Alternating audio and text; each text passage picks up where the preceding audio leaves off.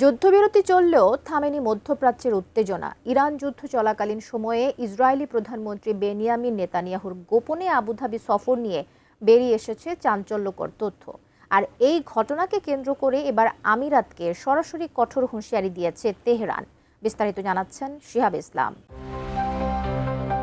Iran ও ইসরায়েলের মধ্যে টানা ৪০ দিনের যুদ্ধের পর নতুন করে আবারও উত্তেজনা তৈরি করেছে একটি গোপন সফরের অভিযোগ। ইসরায়েলের দাবি, যুদ্ধ চলাকালীন সময়ে সংযুক্ত আরব আমিরাতে গিয়েছিলেন প্রধানমন্ত্রী বেনিয়ামিন নেতানিয়াহু।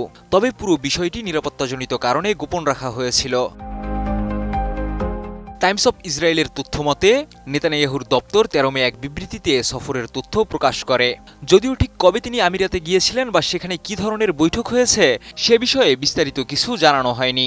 সফরটি প্রকাশ্যে আসার পরপরই মধ্যপ্রাচ্যের কূটনৈতিক অঙ্গনে নতুন করে আলোচনা শুরু হয়েছে।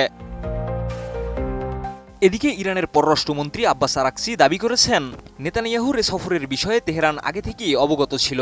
সামাজিক যোগাযোগ মাধ্যম এক্সে দেওয়া এক পোস্টে তিনি বলেন, ইসরায়েলের সঙ্গে এমন গোপন আতাত ক্ষমার অযোগ্য। একই সঙ্গে তিনি সতর্ক করে বলেন, ইরানের জনগণের বিরুদ্ধে অবস্থান নেওয়া দেশগুলোর বিরুদ্ধে ভবিষ্যতে ব্যবস্থা নেওয়া হতে পারে। আরাকচির ভাষ্য অনুযায়ী যুদ্ধ চলাকালে আমিরাতের অবস্থান তেহরানের নিরাপত্তা উদ্বেগ আরও বাড়িয়েছে। ইরানের দাবি, ইসরায়েল ও যুক্তরাষ্ট্রের সঙ্গে ঘনিষ্ঠ সম্পর্ক বজায় রেখে আমিরাত আঞ্চলিক উত্তেজনা আরও বাড়িয়ে তুলেছে। বিশেষ করে যুদ্ধের সময় উপসাগরীয় অঞ্চলে বিভিন্ন হামলা ও নিরাপত্তা ঝুঁকিকে কেন্দ্র করে এই সন্দেহ আরও গভীর হয়েছে বলে মনে করছে তেহরান। উন্নত মানের কাঁচামাল, আরআইএল অ্যাঙ্গেল এন্ড চ্যানেল। এখন কাঠের দিন শেষ, আরআইএল এর বাংলাদেশ।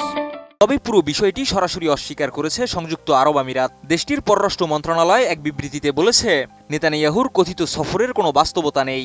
একই সঙ্গে তারা দাবি করেছে, ইসরায়েলের সঙ্গে তাদের সম্পর্ক গোপন নয়, বরং ২০২০ সালে আব্রাহাম চুক্তির মাধ্যমেই তা আন্তর্জাতিকভাবে প্রতিষ্ঠিত। যুক্তরাষ্ট্রের মধ্যস্থতায় ২০২০ সালে ইসরায়েলের সঙ্গে কূটনৈতিক সম্পর্ক স্থাপন করে আমিরাত। পরে বাহরাইন, মরক্কো ও সুদানও একই পথে হাঁটে। তবে ইরান বারবারই এই চুক্তিকে মধ্যপ্রাচ্যে ইসরায়েলের প্রভাব বিস্তারের অংশ হিসেবে দেখে আসছে। সাম্প্রতিক এই বিতর্ক সেই উত্তেজনাকেই আবার সামনে নিয়ে এসেছে। শিহাব ইসলাম, এটিএন নিউজ।